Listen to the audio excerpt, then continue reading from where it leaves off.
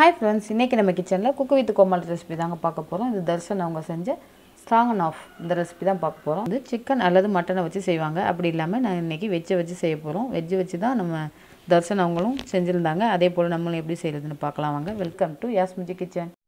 இப்போ ஒரு பவுல்ல ஒரு கப் அளவு பன்னீர் கியூப்ஸ் எடுத்துர்க்கேன். இது கூட ஒரு கப் அளவு ஸ்வீட் கார்ன் எடுத்துர்க்கேன்.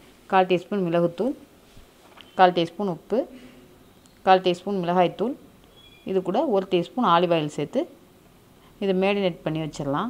ஒரு 5 நிமிஷம் மேரினேட் பண்ணி இப்போ இருக்கட்டும். இதில் எந்த வெஜிடபிள்ஸ் வேணால் நம்ம சேர்த்து செய்யலாம். இப்போ 1 டீஸ்பூன் பட்டர் சேர்த்துட்டு ஒரு பேனில் இது கூட நம்ம எடுத்து வச்சுருந்த பன்னீரையும் ஸ்வீட் கார்னையும் சேர்த்து நல்லா வதக்கி விட்டுடலாம். லைட்டாக வதங்கி வந்ததுக்கப்புறம் இதை ஒரு பிளேட்டில் மாற்றி வச்சிடலாம். இப்போ இது இருக்கட்டும். மறுபடியும் 1 டீஸ்பூன் பட்டர் சேர்த்து இது கூட ஒரு 4-5 பூண்டு பொருட்களை பொடியாக நறுக்கி வச்சுருக்கேன். அதை சேர்த்து நல்லா வதக்கி விட்டுடலாம். நல்லா வாசனை வர அளவு வதக்கி விட்டு இது கூட பாதி அளவு வெங்காயத்தை ஸ்லைஸ் பண்ணி வச்சுருக்கேன். அதையும் சேர்த்துடலாம். லைட்டாக வதங்கினா போதும், ரொம்ப வதங்க வேண்டாம். இது கூட மஷ்ரூம் கட் பண்ணி வச்சுருக்கேன். அதையும் இது கூட சேர்த்துடலாம்.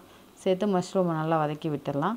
இது கூட 1/4 டீஸ்பூன் மிளகுத்தூள், உப்பு எதுவும் நான் சேர்க்க போகிறதில்ல. 2 டேபிள் ஸ்பூன் மைதா சேர்த்துருக்கேன். சேர்த்து இதையும் நல்லா மிக்ஸ் பண்ணி விட்டுடலாம். மைதா நல்லா எல்லா மஷ்ரூமோடையும் கோட் ஆகி நல்லா ட்ரையாக வந்ததுக்கப்புறம் ஒரு கப் அளவு தண்ணி சேர்த்து இதை நல்லா மிக்ஸ் பண்ணிடலாம்.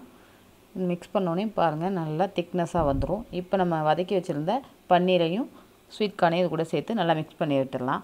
இது எல்லாம் ஒரு கொதி வந்ததும் 1 டேபிள் ஸ்பூன் ப்ளெயின் சீஸ் சேர்த்துருக்கேன். ப்ளெயின் சீஸில் உப்பு இருக்குங்கிறதுனால நான் உப்பு சேர்க்கலை. உங்களுக்கு உப்பு கம்மியாக இருந்துச்சுன்னா சேர்த்துக்கோங்க.